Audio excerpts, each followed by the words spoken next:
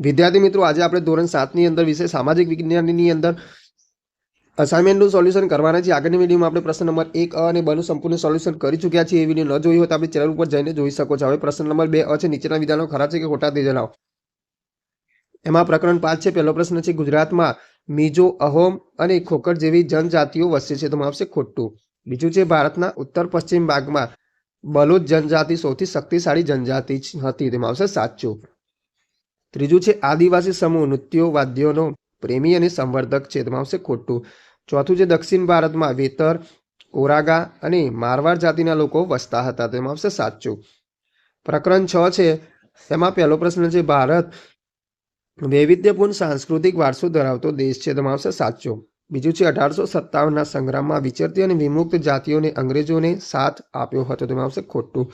ત્રીજું છે, વિચરતી વિમુક્ત જાતિઓમાં બજાનિયા સૌથી અગત્યના હતા, તેમાં આવશે ખોટું। ચોથું છે, શાહજહાએ તેના લખાણોમાં વંજારાઓના કાર્યનો ઉલ્લેખ કર્યો છે, તેમાં આવશે ખોટું।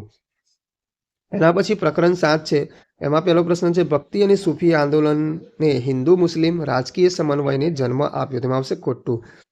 બીજું છે, કબીર એકેશ્વર પરંપરાના સૌથી મહત્વના સંત હતા, તેમાં આવશે સાચું। ત્રીજું છે, ઉત્તર રામચરિત એ તુલસીદાસનો લોકપ્રિય ગ્રંથ છે, તેમાં આવશે ખોટું। ચોથું છે, જ્ઞાનેશ્વરે મહારાષ્ટ્રમાં ભક્તિ આંદોલનના શ્રી ગણેશ કર્યા હતા, તેમાં આવશે સાચું। એના પછી પ્રકરણ નંબર 8 છે, એમાં પહેલો પ્રશ્ન છે, કેરળમાં ઓનમના તહેવાર દરમિયાન વલ્લમકાલી નામની નૌકા સ્પર્ધા યોજાય છે, તેમાં આવશે સાચું। બીજું છે, ચિત્ર વિચિત્રનો મેળો સાબરકાંઠા જિલ્લામાં યોજાય છે, તેમાં આવશે સાચું। ત્રીજું છે, રંગભૂષા અને વેશભૂષા નૃત્યનો આત્મા છે, તેમાં આવશે ખોટું। ચોથું છે, ઉત્તર ભારતમાં વિકસેલી સ્થાપત્ય શૈલીને દ્રવિડ શૈલી તરીકે ઓળખવામાં આવે છે, તેમાં આવશે ખોટું। એના પછી પ્રકરણ 9 છે, એમાં પહેલો પ્રશ્ન છે, રાજા સવાઈ જયસિંહ મહાન રસાયણ શાસ્ત્રી હતા, તેમાં આવશે ખોટું। ત્રીજું છે, બહાદુર શાહના અવસાન પછી મોહમ્મદ શાહ મુગલ ગાદી પર આવ્યો, તેમાં આવશે ખોટું। ત્રીજું છે, અંગ્રેજોએ સિરાજુદ્દૌલાને બક્સરના યુદ્ધમાં હરાવીને કંપનીનો પેન્સર બનાવી દીધો, તેમાં આવશે ખોટું। ચોથું છે, ઔરંગઝેબે છત્રપતિ શિવાજી પછી શિવાજીના પૌત્ર સંભાજીને કેદ કર્યો હતો, તેમાં આવશે ખોટું। હવે જોઈએ પ્રકરણ નંબર 13 છે, એમાં પહેલો પ્રશ્ન છે, પૂર એક કુદરતી આપત્તિ છે, તેમાં આવશે સાચું। બીજું છે, આપત્તિઓની સૌથી વધુ અસર શ્રીમંતો પર થાય છે, તો ખોટું। ત્રીજું છે, દાવાનળ એ કુદરતી આપત્તિ છે, તેમાં આવશે સાચું। ચોથું છે, વાવાઝોડુંને ચક્રવાતના નામે પણ ઓળખવામાં આવે છે, તેમાં આવશે સાચું। પ્રકરણ 14 છે, એમાં પહેલો પ્રશ્ન છે, કોલસો એ અનવીનીકરણીય સંસાધન છે, તેમાં આવશે સાચું। બીજું છે, માનવ સંસ્કૃતિમાં માનવ વિકાસના તબક્કા ખનિજોના નામ પરથી ઓળખાય છે, તેમાં આવશે સાચું।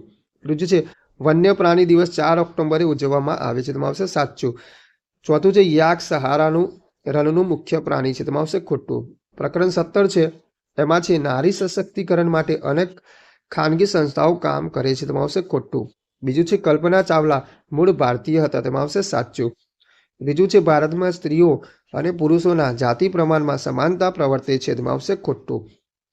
ચોથું છે, ઉનાળામાં ક્યારેક ગ્રામીણ વિસ્તારની બહેનો પાણી માટે આંદોલન કરે છે, તેમાં આવશે ખોટું।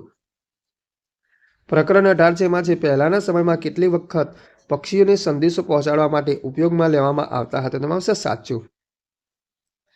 એના પછી છે, ટેલિગ્રામ દ્વારા નાના સંદેશાઓ એક સ્થળેથી બીજા સ્થળે મોકલવામાં આવતા, તેમાં આવશે સાચું। ત્રીજું છે, મોબાઈલ ફોનથી રેલવેની ટિકિટ બુક કરાવી શકાય છે, તેમાં આવશે સાચું। ચોથું છે, જાહેરાતમાં આવતી બધી જ વસ્તુઓ ગુણવત્તાવાળી હોય છે, તેમાં આવશે ખોટું। પ્રકરણ 19 છે, એમાં છે, પહેલો પ્રશ્ન, કેટલાક વિસ્તારોમાં સાપ્તાહિક બજારને હાટ કહે છે, તેમાં આવશે સાચું। બીજું છે, જથ્થાબંધ માલ સામાન વેચનાર વેપારીને છૂટક વેપારી કહે છે, તેમાં આવશે ખોટું।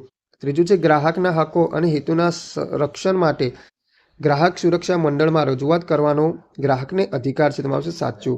ચોથું છે, નિયંત્રિત બજારને માર્કેટિંગ યાર્ડ પણ કહેવામાં આવે છે, તેમાં આવશે સાચું। તો વિદ્યાર્થી મિત્રો, આગળ નવી વિડીયોમાં આપણે નવા પ્રશ્નો સાથે ફરીથી મળીશું।